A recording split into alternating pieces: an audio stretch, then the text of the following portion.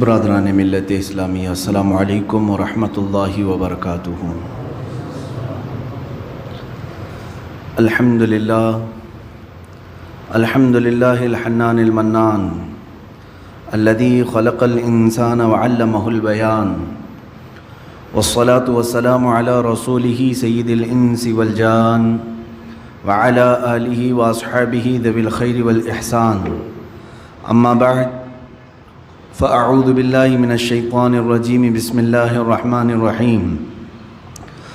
ان المنافقین یخادعون اللہ وهو خادعهم وإذا قاموا إلى الصلاة قاموا كسالى يراءون الناس ولا يذكرون الله إلا قليلا مذبذبين بين ذلك لا إلى هؤلاء ولا إلى هؤلاء، صدق الله مولانا العظيم وبلغنا رسوله النبي الأمين المتين المختار الكريم، ونحن على ذلك لمن الشاهدين والشاكرين والحمد لله رب العالمين۔ بارگاہ رسالت معاب صلی اللہ تعالیٰ علیہ وسلم میں درود پاک کا ہدیہ پیش کریں۔ اللہم صلی علی سیدنا و مولانا محمد معدن الجود والکرم وآلہ واصحابہ الکرام وابنہ الکریم وبارک وسلم صلاة دائمة سرمدا ابدا۔ عزیزان گرامی وقار، اللہ عز و جل کا فضل و کرم و احسان ہے کہ ہم مومن ہیں، ایمان والے ہیں۔ ایمان کسے کہتے ہیں؟ ایمان یقین کرنے کو کہتے ہیں، ٹرسٹ کرنا، کسی پر بھروسہ کرنا، اعتماد کرنا۔ اب کس پر بھروسہ کرنا اور کس پر یقین کرنا؟ تو اسلام یہ بتاتا ہے کہ اللہ کو ایک مان کر اس پر یقین رکھنا یہ ایمان ہے۔ اس کی کتابوں کو، اس کے رسولوں کو، اس کے فرشتوں کو، قیامت کے دن کو، تقدیر کو، مرنے کے بعد دوبارہ اٹھنے کو، ان تمام معاملات کو اگر کوئی دل سے یقین کرتا ہے تو اسی کو کہتے ہیں یہ ایمان ہے۔ ایمان جو نام ہے یہ قلب کی، دل کی ایک کیفیت کا نام ہے، یہ نظر نہیں آ سکتی۔ کس کے دل میں ایمان ہے نہیں ہے یہ کوئی نہیں بتا سکتا، دل کی ایک کیفیت کا نام ہے۔ ظاہر سی بات ہے میرے دل میں ابھی کیا چل رہا ہے وہ آپ نہیں بول سکتے، آپ کے دل میں ابھی کیا ہے مجھے نہیں خبر ہے۔ تو دلوں کی کیفیت میں سے ایک کیفیت کا نام ایمان ہے۔ اسی طرح سے کفر بھی ہے، ایمان کا اپوزٹ کفر ہے۔ کفر بھی دل سے کسی کا انکار کرنا، اللہ کا یا رسولوں کا یا قیامت کا یا ضروریات اسلام میں کسی چیز کا انکار کرنا، اس کا بھی تعلق دل سے ہے اور زبان سے بھی ہے۔ اب یہاں پر مجھے آج جو گفتگو کرنی ہے وہ یہ ہے کہ دو قسمیں پوری دنیا میں موجود ہیں، ایمان والوں کی اور اہل کفر کی، کفار و مشرکین۔ ایک طرف کفار جو اپنے کفر کو برملا اظہار بھی کرتے ہیں، اعلان بھی کرتے ہیں کہ ہم اللہ وحدہ سبحانہ و تعالیٰ کو اقرار نہیں کرتے یا نہیں مانتے۔ وہ لوگ یہ کہتے ہوں قرآن کو نہیں تسلیم کرتے، رسول کو نہیں مانتے، وہ علی الاعلان کافر ہیں، وہ اپنے کفر کا اعلان بھی کرتے ہیں۔ اور انہی کے برعکس بحمدہ تعالیٰ ہم ایمان والے ہیں، علی الاعلان اپنے ایمان کا اظہار بھی کرتے ہیں۔ ہم اللہ کو ایک مانتے ہیں، برملا ہم یہ ہر جگہ کہتے بھی ہیں، چھپاتے نہیں۔ قرآن کو حق کتاب تسلیم کرتے ہیں، رسول کریم صلی اللہ علیہ وسلم کو سب سے آخری رسول مانتے ہیں، یہ ہم کبھی چھپا کر کے رکھتے ہیں اس چیز کو؟ ایمان والے بھی کھل کر کے اظہار کرتے ہیں، کفار بھی اپنے کفر کا کھل کر اظہار کرتے ہیں۔ ان دونوں کے درمیان ایک جماعت ہے جس کا نام منافق ہے۔ اس کی تعریف کیا ہے؟ منافق کہتے کسے ہیں؟ میں آج اسی سلسلے میں آپ کو معلومات پیش کرنا چاہوں گا۔ فرمایا گیا کہ جو دل میں ہے اسے ظاہر نہ کرے، جو دل میں رکھا ہے اسے ظاہر نہ کرے، بلکہ جو دل میں موجود ہے اس کے خلاف بیان کرے، اسی کو منافق کہتے ہیں۔ دل میں کفر ہے، دل میں اسلام کا بغض ہے، عداوت ہے، دشمنی ہے، لیکن زبان سے کچھ اور باتیں کہتا ہے، اس کو منافق کہتے ہیں۔ منافق جو لفظ ہے یہ عربی سے بنا ہوا ہے، نفق سے یا نافقہ سے، عربی کی لغت اگر ڈکشنری دیکھیں تو آپ کو پتہ چلے گا کہ ایک جنگلی چوہا جس کے 2 منہ ہوا کرتے ہیں اس کو نافقہ کہتے ہیں۔ جنگلی چوہا جس کو گوہ بھی کہتے ہیں، اس کے 2 منہ ہوا کرتے تھے، ہوتے بھی ہوں گے، ہم نے تو دیکھا نہیں، لیکن لغت میں یہ بتایا گیا ہے کہ اس کے 2 منہ ہوتے ہیں، کبھی ادھر سے کبھی ادھر سے کھاتا ہے۔ تو اسی طرح منافق کی 2 صورتیں ہوتی ہیں، 2 شکلیں ہوتی ہیں، کبھی وہ ایمان ظاہر کرتا ہے اور کبھی کفر ظاہر کرتا ہے۔ اور نفق کہتے ہیں ٹنل کو، عربی میں جو ٹنل ہوتی ہے نا، انڈر گراؤنڈ گاڑیاں جاتی ہیں، اس کو نفق کہتے ہیں عربی میں۔ اور نفق کے بھی 2 منہ ہوتے ہیں، ایک طرف سے گاڑی نکلتی ہے، داخل ہوتی ہے، اور دوسری طرف سے گاڑی نکلتی ہے۔ اس کو ٹنل آپ انگلش میں کہتے ہیں اور اسی کو عربی میں نفق کہتے ہیں۔ اسی نفق سے منافق بنا ہے۔ کیوں نفق سے منافق کیسے؟ اس لیے کہ منافق جو ہے ایک راستے سے اسلام میں داخل ہوتا ہے، دوسرے راستے سے اسلام سے خارج بھی ہو جاتا ہے۔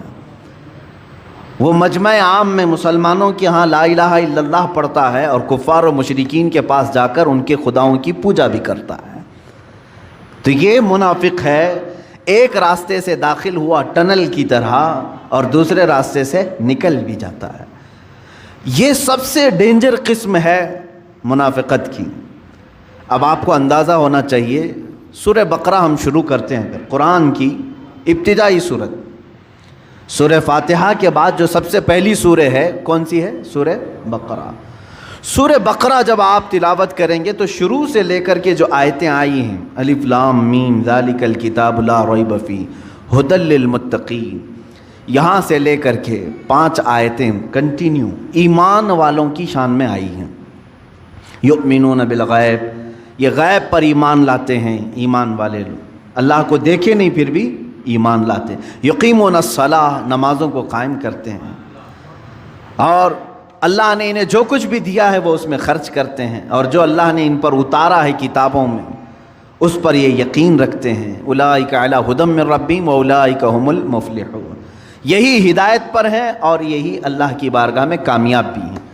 5 آیتیں ایمان والوں کے لیے ہوں، 5 آیتیں ایمان والوں کے لیے۔ اس کے بعد پھر آیتیں ہیں کفار و مشرکین کے لیے، ان الذین کفروا سواء علیہم اانذرتہم ام لم تنذرہم لا یؤمنون، ختم اللہ علی قلوبہم وعلی سمعہم وعلی ابصارہم غشاوہ ولہم عذاب عظیم۔ اللہ فرماتا ہے جو لوگ کفر کر چکے، اب ان کے لیے اے محبوب برابر ہے، ان کو آپ ڈرائیں نہ ڈرائیں وہ ایمان نہیں لائیں گے۔ کون؟ کافروں کے لیے اللہ ان کے دلوں پر مہر لگا چکا ہے، ان کے دلوں میں کوئی بات حق کی پہنچتی نہیں ہے، ان کے کانوں پر پردہ ہے، ان کی آنکھوں پر پردہ ہے۔ یہ کس کے لیے کہا گیا؟ کفار کے لیے۔ اب میں ترتیب آپ کو بتا رہا ہوں، سورہ بقرہ جو شروع کی سورہ ہے قرآن کی، شروع سے لے کر 5 آیتیں مومنوں کی شان میں آئی، 2 آیتیں کافروں کے مذمت کے لیے بیان کی گئی۔ وَمِنَ النَّاسِ مَن يَقُولُ، یہاں سے آیتیں شروع ہوتی ہیں، دوسرا رکوع شروع ہوتا ہے، یہاں سے لے کے کنٹینیو 13 آیتیں صرف منافقوں کے متعلق بیان فرمائیں۔ اللہ رب العزت نے 13 آیتیں کنٹینیو منافقین کے متعلق آئی ہیں۔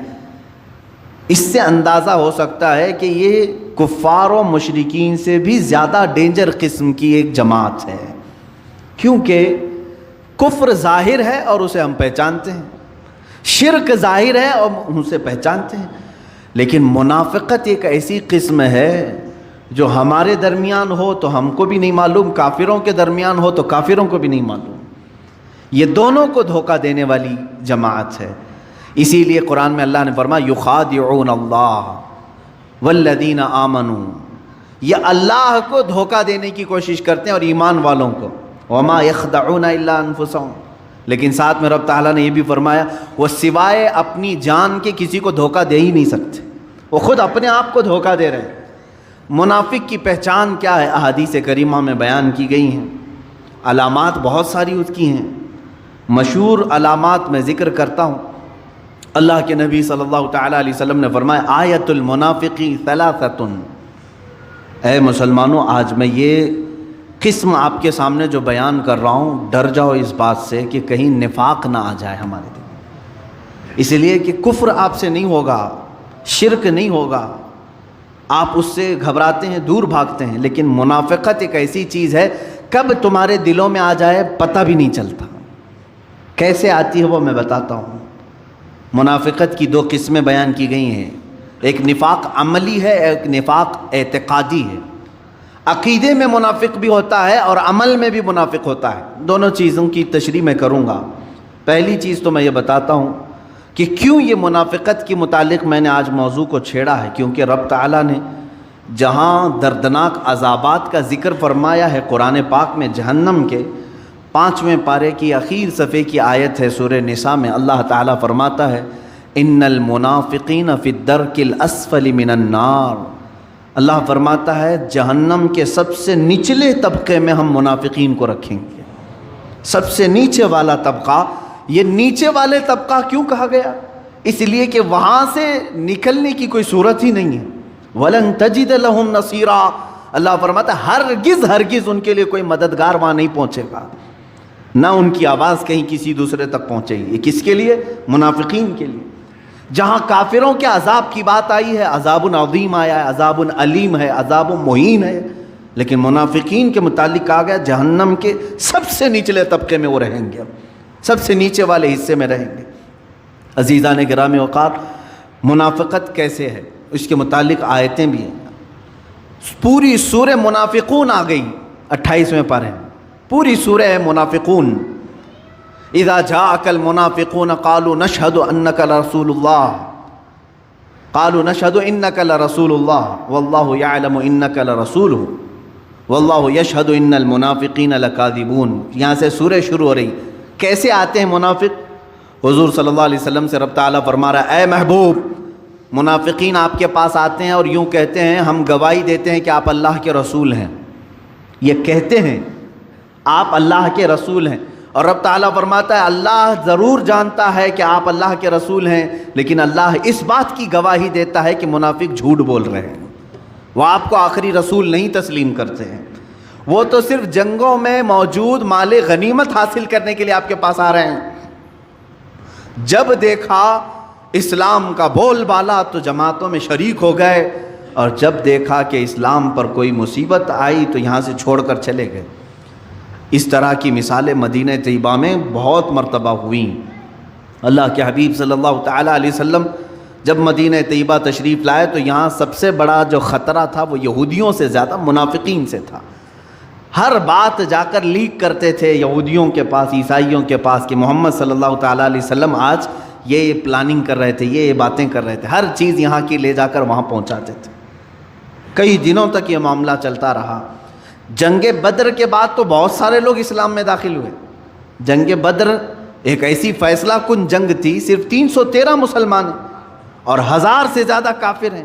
313 کو جب فتح عظیم مل گئی تو ان لوگوں نے سوچا کوئی تو طاقت ہے ان کے پاس، ساتھ ہو جانا چاہیے۔ جنگ بدر کے بعد بہت مسلمان ہوئے، بہت مسلمان ہوئے، اور وہی جنگ احد ایک ہی سال کے بعد ہوئی۔ اب مسلمانوں کی تعداد 1000 سے زیادہ تھی۔ جب 313 تھے سال بھر پہلے، اب سال کے بعد 1000 سے زیادہ تھی تعداد۔ اب کی بار جب کفار و مشرکین آئے تو مسلمانوں کو شکست ہوئی۔ یہ اللہ تعالیٰ کی طرف سے آزمائش تھی کہ یہاں پر منافقین کو اب باتیں بنانے کا موقع مل گیا۔ جتنے وہ مال غنیمت لوٹنے کے لیے اسلام لائے تھے وہ سب میدان چھوڑ کر بھاگ آئے، مدینہ طیبہ کی طرف آئے اور کہنے لگے کیا ہم نہیں کہتے تھے کہ یہ کمزور لوگ ہیں، ان کے ساتھ نہیں ہونا چاہیے، ہمارا سب برباد ہو جائے گا۔ مدینہ طیبہ واپس لوٹ آئے۔ یہ منافقت کی اقسام تھیں میرے عزیزو۔ اسی طرح یہ معاملہ چلتا رہا جنگ خندق میں۔ جنگ خندق میں بھی کئی منافقین حضور صلی اللہ تعالیٰ علیہ وسلم کو چھوڑ کر صرف یہ بات کہہ کر کے آئے ہمارے مدینے میں عورتیں تنہا ہیں، ہم آپ کے ساتھ نہیں کھڑے ہو سکتے، دشمن کا خطرہ ہے، ہماری عورتیں بغیر گھر کے ہیں، بغیر چھتوں کے ہیں، ہم ان کے پاس جا رہے ہیں۔ اللہ کے حبیب صلی اللہ تعالیٰ علیہ وسلم کو اور ان کے جانثار صحابہ کو چھوڑ کر یہ پوری منافقین کی جماعت چلی گئی۔ یہ حضور صلی اللہ علیہ وسلم کے زمانے سے چل رہی بات۔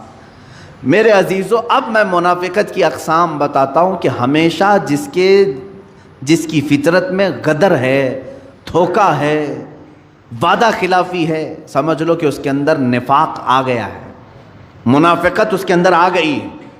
علامتیں میں بتاتا ہوں، بخاری شریف کی بھی حدیث ہے، اللہ کے حبیب صلی اللہ علیہ وسلم فرماتے ہیں آیت المنافق ثلاثۃ، منافق کی علامتیں 3 ہیں، 3 مشہور علامتیں۔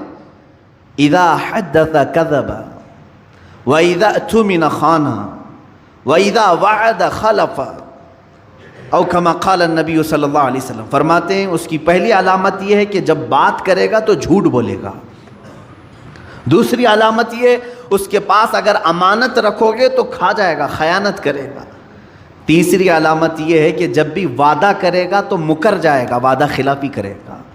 یہ تو منافق کی اقسام بتائی گئی ہیں، جھانک کر کے دیکھ لو کہیں ان تینوں میں ہم تو نہیں پڑے ہوئے ہیں، مبتلا تو نہیں ہو گئے کہیں۔ خاص طور پر تاجر لوگوں سے، بزنس کرنے والوں سے مخاطب ہو کر کے بزرگوں نے فرمایا تمہیں کثرت سے جھوٹ کا سامنا کرنا پڑتا ہے، اور اس جھوٹ پر اگر تم نے کنٹینیو مداومت اختیار کر لی تو تم منافقت کے سٹیج پر پہنچ جاؤ گے۔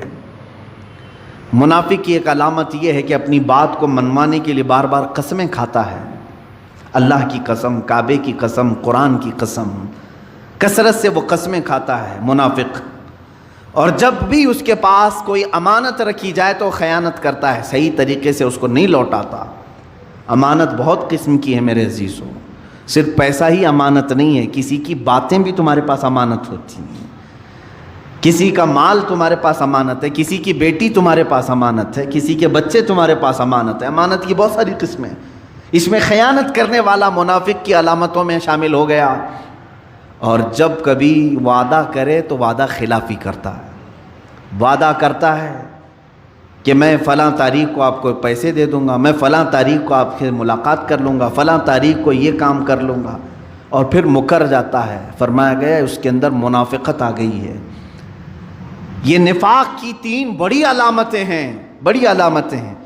اب جو 13 آیتیں میں نے جس کا ذکر کیا سورہ بقرہ میں، شروع سے لے کر دوسرے رکوع سے تیسرے رکوع تک اگر آپ پڑھیں گے، اللہ تعالیٰ نے صاف صاف ان کے طریقے بیان کیا ہے۔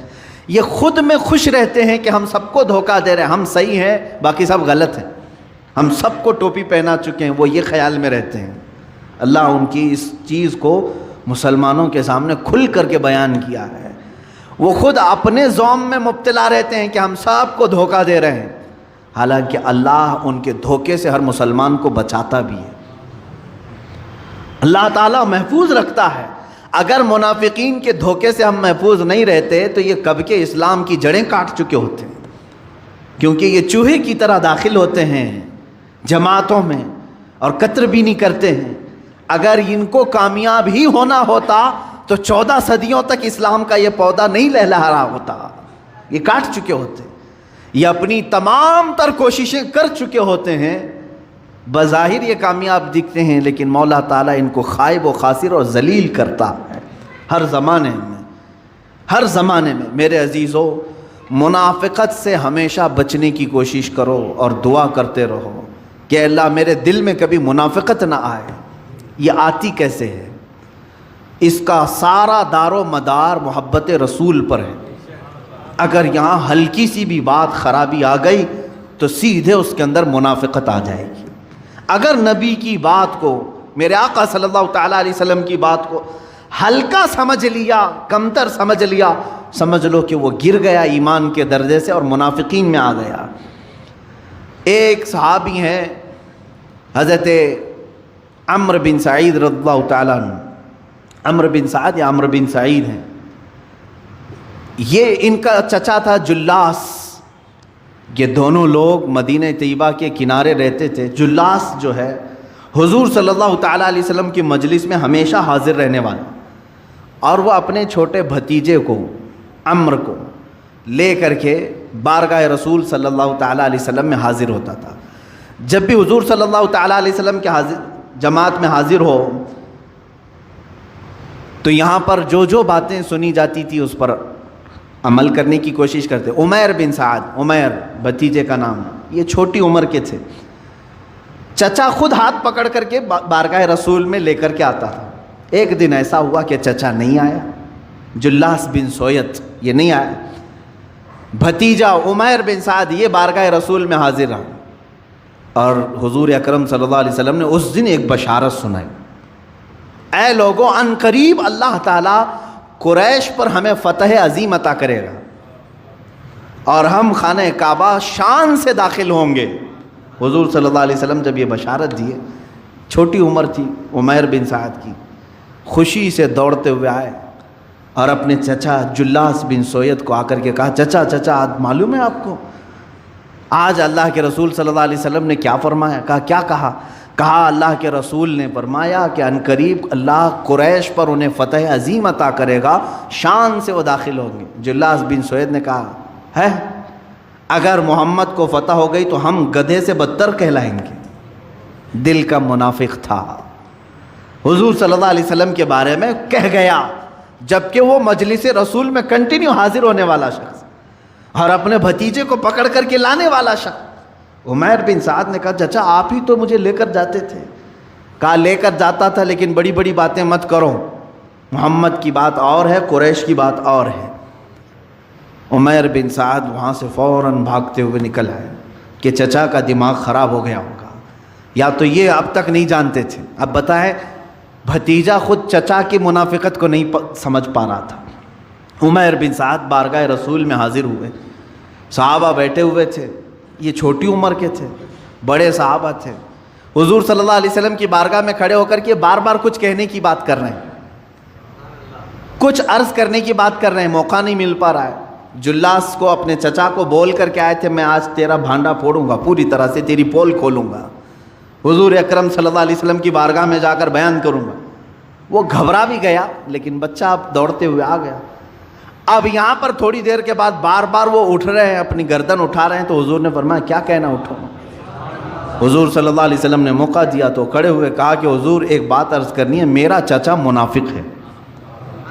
جلاس بن سوید سب کے کان کھڑے ہو گئے۔ جلاس بن سوید سب کی نظر میں ایک نیک شخص تھا، عمر والا شخص تھا، پابندی صوم و صلات، نماز اور روزوں کا بڑا پابند شخص، اور ایک بچہ ایسا کہ صحابہ نے بٹھا دے بیٹھ جا، لگتا ہے اس کے چچا نے مارا ہو رہا ہوگا، اس کے خلاف آ کے شکایت کر دیا، بیٹھ جاؤ۔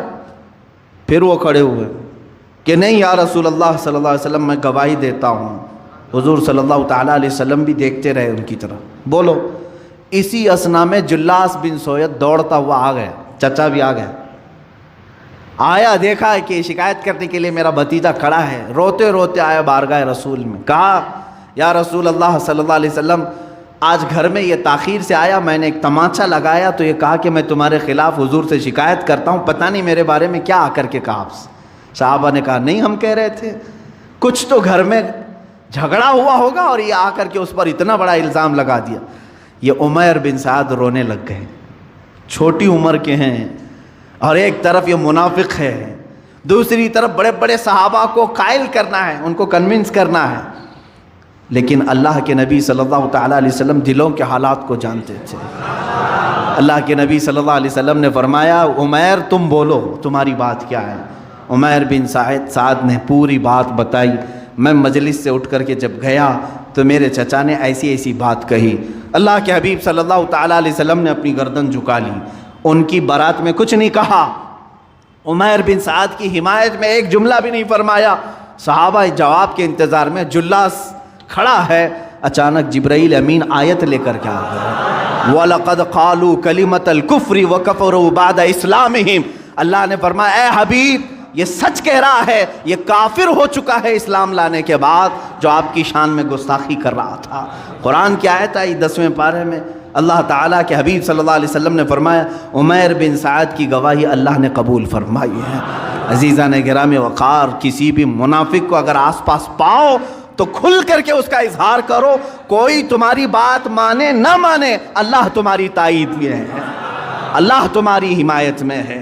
اسی لیے میں آج کہتا ہوں منافقین اگر ہماری جماعت میں کہیں نظر آئیں تو اس کا اظہار ہو، بتا دیا جائے کہ اے مومنین ان منافقین سے بچو جو بظاہر تمہیں اسلام کے نام پر گمراہ کریں گے اور لے جا کر کے کسی اور کی گود میں ڈال دیں گے، تمہیں جہنم کے راستے پر لگا دیں گے۔ عزیزان گرامی منافقین کی اور علامتیں جو قرآن پاک نے بیان کی وہ سنیں آپ۔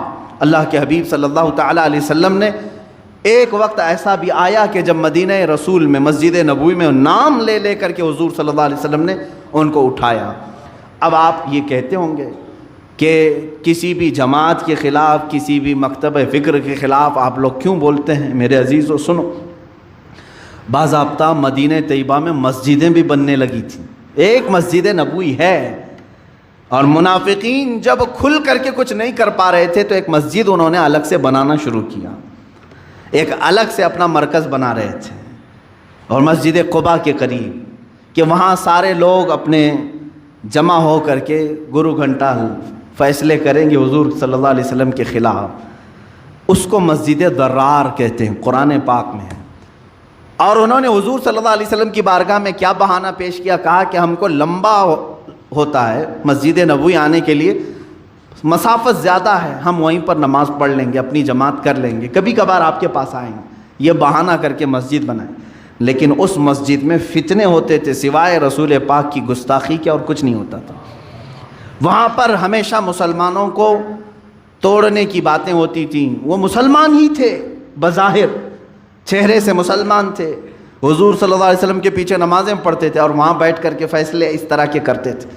ظاہر سی بات ہے، اللہ رب العزت نے قرآن میں آیت نازل فرمائی، وَالَّذِينَ اتَّخَذُوا مَسْجِدًا ضِرَارًا وَكُفْرًا وَتَفْرِيقًا بَيْنَ الْمُؤْمِنِينَ، وہ لوگ جنہوں نے مسجد بنائی ہے ضرر دینے کے لیے، مسلمانوں کے درمیان فرقہ بنانے کے لیے، لمن حارب اللہ ورسولہ، جو لوگ اللہ اور اس کے رسول سے جنگ کرنا چاہتے ہیں، اللہ نے اپنے حبیب صلی اللہ علیہ وسلم کو حکم دیا کہ اس مسجد کو ڈھا دیا جائے، ختم کر دیا۔ حضور اکرم صلی اللہ علیہ وسلم اپنے صحابہ سمیت تشریف لائے اور اس مسجد کو بنیادوں سے ختم کر دیا۔ اس کو تو میں نام سے مسجد کہہ رہا ہوں، حقیقت میں وہ مسجد ہے ہی نہیں تھی، مسجد نہیں۔ مسجد کسے کہتے ہیں؟ اسی کی آیت میں 11ویں پارے میں اللہ نے فرمایا، لَمَسْجِدٌ أُسِّسَ عَلَى التَّقْوَى، مسجد وہ ہے جو تقوی کی بنیاد پر رکھی جائے، اللہ رب العزت اور اس کے حبیب صلی اللہ علیہ وسلم کے عشق اور محبت کی بنیاد پر رکھی جائے، وہ مسجد ہے۔ اور جس مسجد میں منافقت ہو، وہ چاہے 10 مینار والی ہو کہ 14 مینار والی ہو، اسے مسجد نہیں کہا جائے گا۔ جہاں سے محبت رسول صلی اللہ تعالیٰ علیہ وسلم کی خوشبو آتی ہے، وہ مسجد اگر جھونپڑی میں بھی ہو تو وہ مسجد ہے، وہ حرم ہے۔ اور اگر بغض رسول اور عداوت رسول جس جگہ سے سنائی دے رہا ہو، وہ مسجد نہیں کہلائے گی میرے عزیزو، ایک پکی عمارت ہے بس، اور کچھ نہیں ہے۔ اس طرح سے اللہ کے رسول صلی اللہ علیہ وسلم کو اس کو ختم کرنے کا حکم دیا گیا۔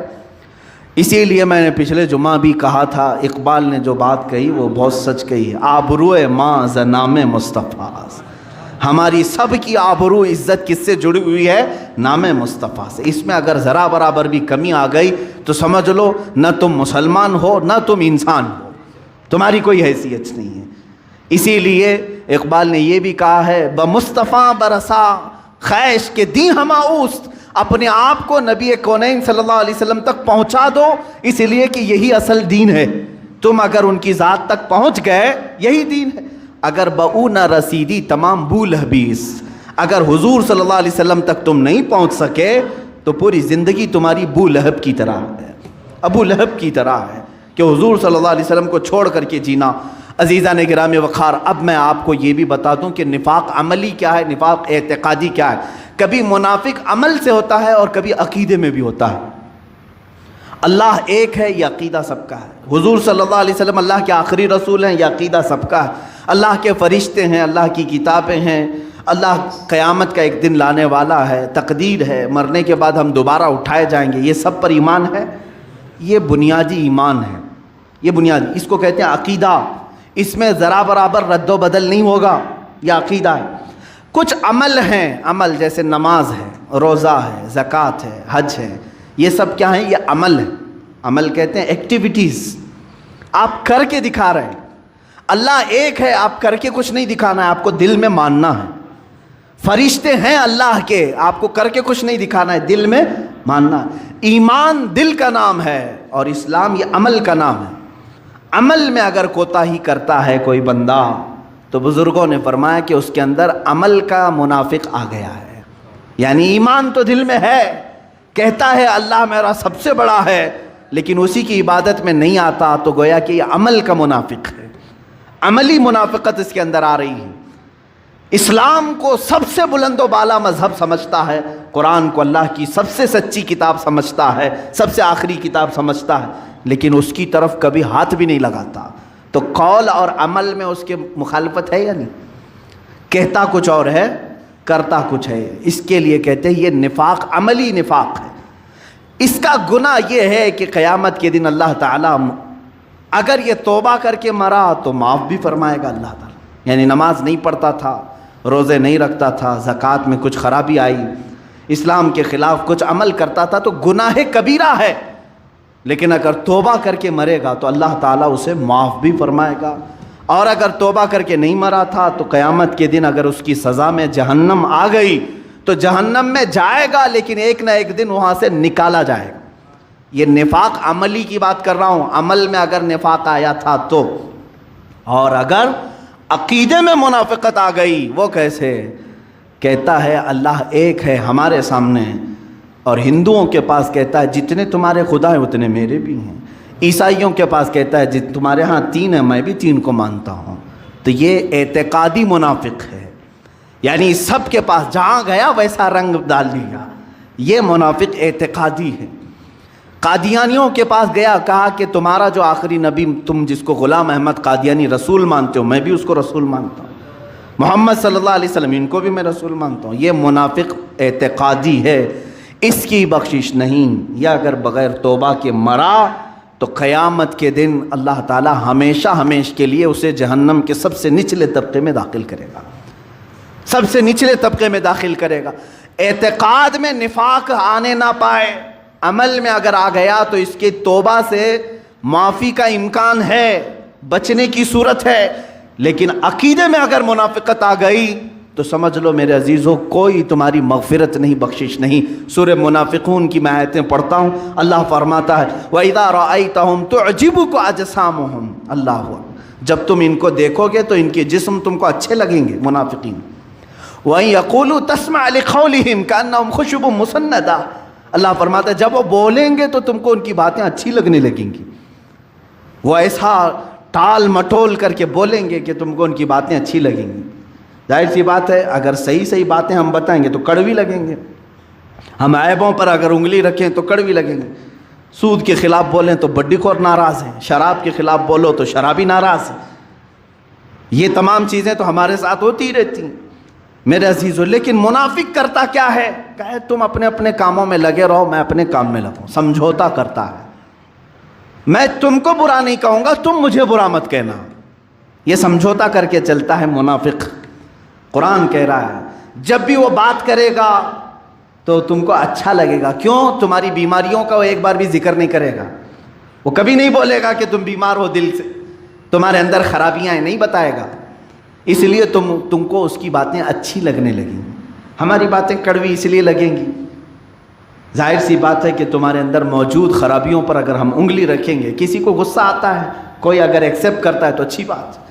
اور آگے سنو، یحسبون کل صیحۃ علیہم ھم العدو، اللہ فرما رہا ہے کہ یہی تمہارے سب سے بڑے دشمن ہیں، ان سے بچو اپنے آپ، بچاؤ اپنے آپ۔ اور اللہ تعالیٰ فرماتا ہے کہ رسول انہیں جب بلاتے ہیں آ جاؤ تو یہ اپنا منہ پھیر لیتے ہیں، ہم کو رسول کی ضرورت نہیں۔ اور اللہ تعالیٰ فرماتا ہے سواء علیہم استغفرت لہم ام لم تستغفر لہم لن یغفر اللہ لہم، اے رسول آپ ان کو بلا کر کے بخشش کی دعا کریں یا نہ کریں، اللہ ان کو کبھی معاف نہیں کرے گا۔ لن یغفر اللہ لہم، اللہ فرماتا ہے ہرگز ہرگز اللہ انہیں معاف نہیں کرے گا۔ یہاں تک کہ منافقین کے لیے جتنا سخت تیور قرآن کی آیتوں میں ہے، آپ دیکھیں 10ویں پارے کی آیت ہے، اللہ فرماتا ہے وَلَا تُصَلِّ عَلَىٰ أَحَدٍ مِّنْهُمْ مَاتَ أَبَدًا وَلَا تَقُمْ عَلَىٰ قَبْرِهِ، اے رسول ان منافقین میں سے جب کبھی کوئی مر جائے تو اس پر نماز نہ پڑھنا۔ حضور کو حکم ہو گیا، اللہ کے نبی کو جو رحمت للعالمین ہیں، اللہ تعالیٰ فرماتا ہے ہرگز ان پر جنازہ نہ پڑھنا، وَلَا تَقُمْ عَلَىٰ قَبْرِهِ، اور نہ ہی اس کی قبر کے پاس کھڑے ہونا۔ منافق کے لیے اتنا سخت تیور ہے قرآن پاک میں، کیوں؟ یہ ہمیشہ اسلام کی جڑیں کاٹنے کی کوشش کرتا رہا، لوگوں کو ورغلاتا رہا، اسلام کے خلاف ان کے دلوں میں زہر گھولتا رہا، میرے عزیزوں یہ تمہیں معلوم نہیں پڑتا زندگی بھر، اس لیے ایسوں کی دوستی سے محفوظ رہو جو اسلام کی خرابیاں بیان کرنے کے لیے بیٹھتے ہیں۔ میں تو کہتا ہوں بہت ساری مجلسوں میں یہ شکایتیں بھی ہوتی رہتی ہیں، کل ہی میرے ساتھ ایک ایسا معاملہ ہوا، ارے ہم سنیوں کا معاملہ ایسا ہے، اتنے خراب ہو گئے اتنے خراب ہو گئے۔ کیوں تم لوگوں کے ذہن و دماغ میں سنیت کو خراب کرنے کی کوشش کر رہے ہو؟ دوسروں کی تعریف بیان کرنا، اہل سنت و جماعت کو کمتر بیان کرنا، یہ منافق ہے، منافق ہے جو تمہیں راہ راست سے ہٹانے کے لیے اس کی کمزوریاں بیان کرے گا۔ سیم اس کی مثال یوں ہے، سمجھ لیجئے میں ایک مدرسے میں پڑھ رہا ہوں، جی جان سے پڑھ رہا ہوں، اچھی پڑھائی ہو رہی تھی، لیکن آپ آئے گھنٹہ بیٹھ کر کے میرے دماغ میں باتیں ڈالنے لگے، اس مدرسے کی یہ خرابی ہے، یہ خرابی ہے، یہاں ایسا پکتا ہے، یہاں ایسا ہوتا ہے، دماغ گھوم گیا۔ ارے نہیں، دوسری جگہ جاتے ہیں، ہمارے طلبہ کے ساتھ ہوتا ہے ایسا اکثر، چھوڑ دیتے ہیں، دوسری جگہ جا کر دیکھتے ہیں۔ اسی طرح کا معاملہ منافقین تمہارے دین کے ساتھ کرتے ہیں۔ سنیت، اہل سنت، یہ دیکھو یہ کیا کیا کر رہے ہیں۔ میرے عزیزو، اہل سنت و جماعت لوگوں کا نام نہیں ہے، عقیدے کا نام ہے۔ لوگ سب شرابی ہو جائیں، اہل سنت و جماعت پر کچھ فرق نہیں پڑے۔ اہل سنت و جماعت حقانیت کا نام ہے، حقانیت کا نام ہے۔ لوگوں میں اگر خرابی آ گئی تو اس سے اس کا کیا فرق؟ سورج پر اگر آپ الزام لگائیں گے تو یہ بے وقوفی ہے۔ سورج کا اپنا کوئی قصور نہیں ہے، سورج جیسا چمکتا ہے ویسے ہی چمکتا رہے گا۔ اہل سنت و جماعت ایمان، دین، اسلام اسی طرح سے ایک روشن چیز ہے۔ ہاں، اس کے اجالے میں رہنے والے اگر پورا اجالا نہیں پائے تو اس میں سورج کا کیا قصور ہے؟ اب مثال میں آپ کو بتا رہا ہوں، سورج نکلا ہے، آپ گھر میں سارے دروازے بند کر کے بیٹھے ہوئے ہیں اور کوس رہے ہیں سورج کو، صبح سے ابھی تک سورج آیا ہی نہیں، اور اس سورج سے میرا کوئی فائدہ ہی نہیں، ایسا ہے سورج ویسا ہے سورج۔ میاں تو اپنے دروازے کیوں بند کیا؟ قصور تیرا ہے۔ دوسرا ایک آدمی باہر بیٹھا ہے آنکھ بند کر کے، صبح سے آنکھ بند کر کے بیٹھا ہوا اور کہہ رہا ہے سورج بالکل اچھا نہیں، سورج بالکل اچھا نہیں، کبھی اس سے اجالا دکھتا ہی نہیں۔ سورج کا کیا قصور ہے؟ تو صبح سے آنکھیں بند کر کے بیٹھا ہے۔ اسی طرح دین اسلام چمکتا ہوا وہ سورج ہے، تم اگر اپنے دل کے دروازے بند کر کے بیٹھے رہو گے، ہو سکتا ہے تمہیں فائدہ نہ پہنچے، اسلام کا اس سے کوئی قصور نہیں۔ میرے عزیزو، اس طرح کی جماعتوں میں منافقین آتے ہیں اور تمہیں ہماری کمیاں اور خرابیاں بتا کر کے اس سے دل برداشتہ کرنے کی کوشش کرتے ہیں۔ اس وقت دعا یہ کرنا، یا مقلب القلوب ثبت قلبی علی دینک، یہ میرے آقا صلی اللہ علیہ وسلم دعا فرماتے تھے، اے دلوں کو پھیرنے والے خدا، میرے دل کو اپنے دین پر ہمیشہ قائم رکھ، میرے دل کو ہمیشہ اپنے دین پر قائم رکھ۔ ہم نے پھرتے ہوئے لوگوں کو بہت دیکھا ہے جو تیرے در سے یار پھرتے ہیں، اعلیٰ حضرت فرماتے ہیں جو تیرے در سے یار پھرتے ہیں در بدر یوں ہی خار پھرتے ہیں۔ وہ ایک بار پھر گئے، در بدر خار پھرتے ہیں۔ عزیزان گرامی وقار، اب میں آپ کو یہاں پر صاف صاف یہ بتانا چاہوں گا منافقین اس زمانے میں کیسا کام کرتے ہیں۔ یہ تو زمانے رسول کی بات تھی، اللہ کے حبیب صلی اللہ تعالیٰ علیہ وسلم کے زمانے میں انہوں نے جنگوں میں، جہاد میں کفار و مشرکین کو ہماری باتیں لیک کیں۔ حضور صلی اللہ علیہ وسلم کی جنگی ترتیبات کو لے جا کر کے ان کے سامنے بیان کرتے، یہاں کہاں غلہ رکھا ہے، کہاں اناج رکھا ہے، یہ سب جا کر بتاتے تھے۔ یہ منافقین اس وقت اس طرح کے دھوکے دیے۔ بغداد کو ہلاکو نے جو تباہ کیا، کسی اور کی وجہ سے نہیں، ہمت ہی نہیں تھی ہلاکو کی۔ ابن القمی نام کا ایک شیعہ تھا جو ہلاکو سے مل گیا تھا جا کر کے، اور بغداد کے سارے خزانے، سارے جو اہم پوائنٹ ہے وہ جا کر ہلاکو کو اس نے بتایا، اور اس سے ساز باز کر کے خلیفہ بغداد کے خلاف ہلاکو کی سپورٹ میں آ کر پورے بغداد کو تباہ کیا۔ لیکن کیا ہلاکو نے ابن القمی کو چھوڑ دیا؟ اس کو بھی مارا۔ منافق کی یہی حال، اس کی حالت یہی ہے، وہ ساتھ تو دیتا ہے دشمنوں کا لیکن خود بھی اپنے آپ کو بچا نہیں پاتا، خود اپنے آپ کو بچا نہیں پاتا، خود بھی اسی آگ میں جھلس جاتا ہے۔ اسی طرح میرے عزیزو، اب ہمارے دور میں اگر کوئی بھی اس طرح منافقت کی صفت لے کر کے، چاہے وہ جبہ پہنے، قبہ پہنے، ٹوپی پہنے، امامہ پہنے، اور چاہے کہیں سے بھی کوئی بات لے کر کے آئے، صرف یہ دیکھنا کہ یہ مجھے مدینہ رسول تک پہنچا رہا ہے یا پھر کفار و مشرکین کی تھیلی میں ڈالنے جا رہا ہے، وہیں تم فیصلہ کرنا۔ اگر یہ مجھے سیاست کی بات کر کے، حکومت میں عہدے دلانے کی بات کر کے، یہاں سے سبسڈی لانے کی بات کر کے مجھے قائل کرنے کی کوشش کر رہا ہے، تو گویا کہ مجھے بکرا بنا کر کسی کافر کے جھولے میں ڈالنا چاہ رہا ہے۔ تم برملا یہ کہو ہم تو بازار مصطفیٰ میں بکنے والے لوگ ہیں، کسی ایسے پیر کے ہاتھ بھی ہم نہیں لگیں گے جو ہمیں لے جا کر کے مودی کے ہاتھ میں بیچنا چاہے۔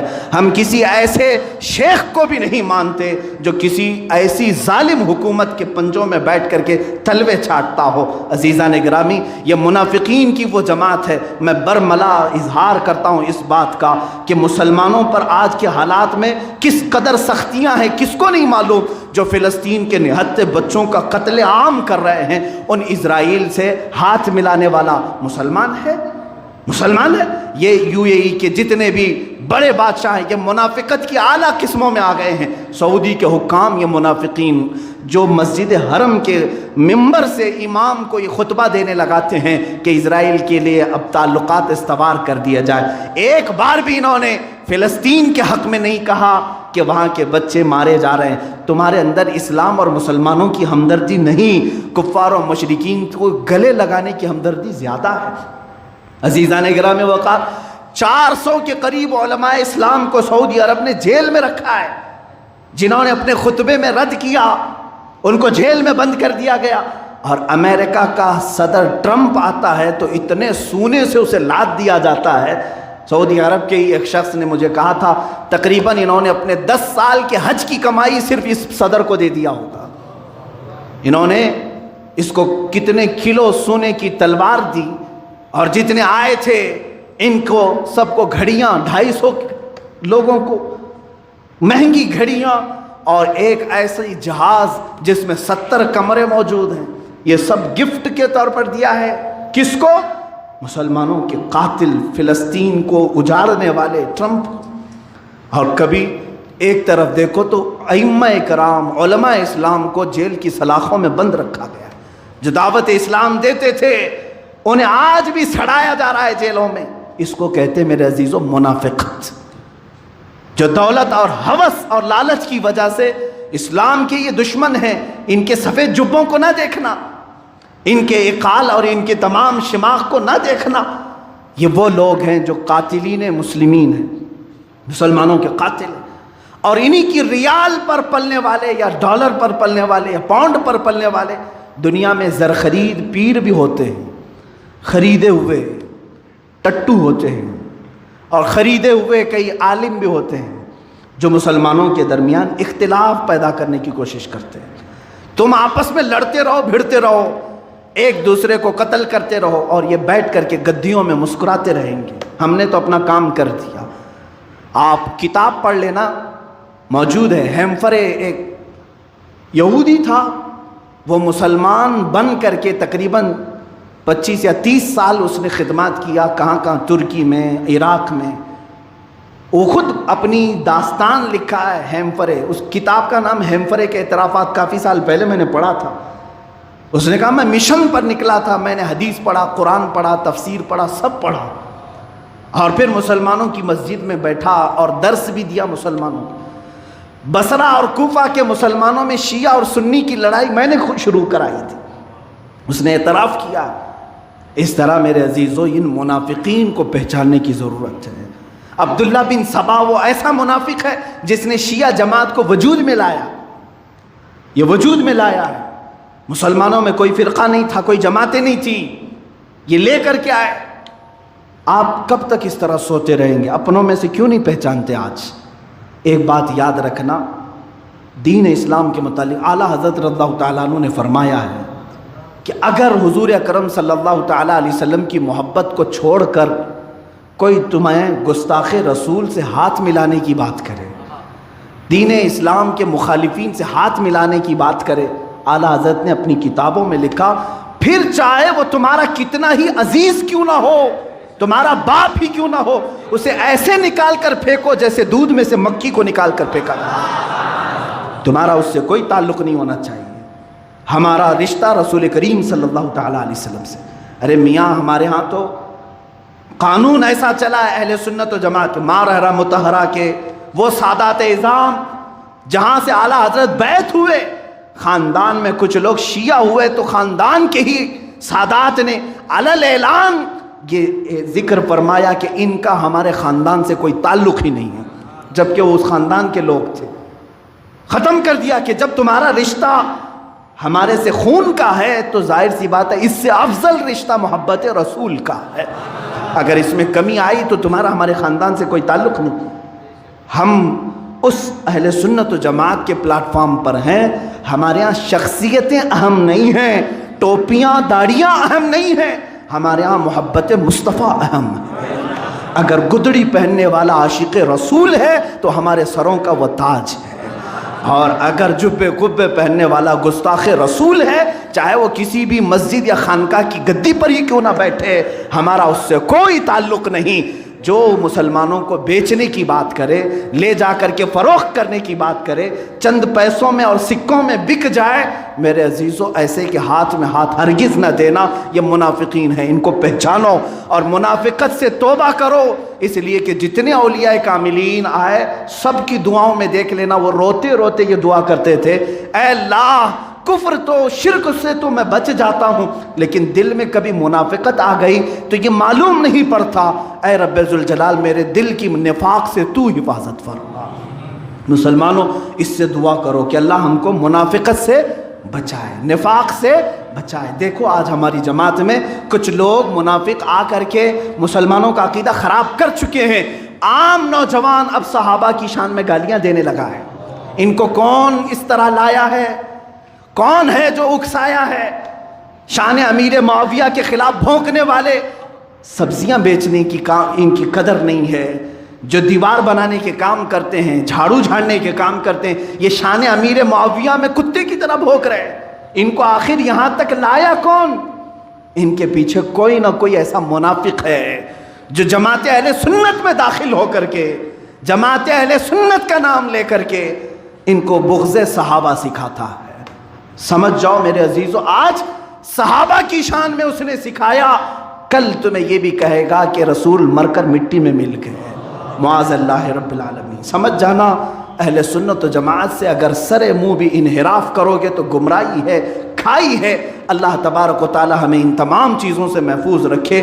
ہمارا عقیدہ وہی ہے جو ہمیں ہمارے بڑوں نے سکھایا ہے، انہیں جانا، انہیں مانا، نہ رکھا غیر سے کام۔ للہ الحمد میں دنیا سے للہ الحمد میں دنیا سے مسلمان گیا۔ میرے آقا صلی اللہ تعالیٰ علیہ وسلم کی بارگاہ میں ہمارے دل و جان اور ساری چیزیں فدا ہیں۔ جو ان سے وابستہ ہے وہ ہمارا ہے، جو ان سے ناآشنا ہے اس سے ہمارا کوئی تعلق نہیں ہے۔ جو تیرے در سے یار پھرتے ہیں، در بدر یوں ہی خار پھرتے ہیں، وہ سوئے لالا زار پھرتے ہیں، تیرے دن اے بہار پھرتے ہیں۔ اللہ تبارک و تعالی ہم سب کو کہنے سننے سے زیادہ عمل کی توفیق عطا فرمائے۔ وآخر دعوانا الحمد للہ رب العالمین۔ السلام علیکم۔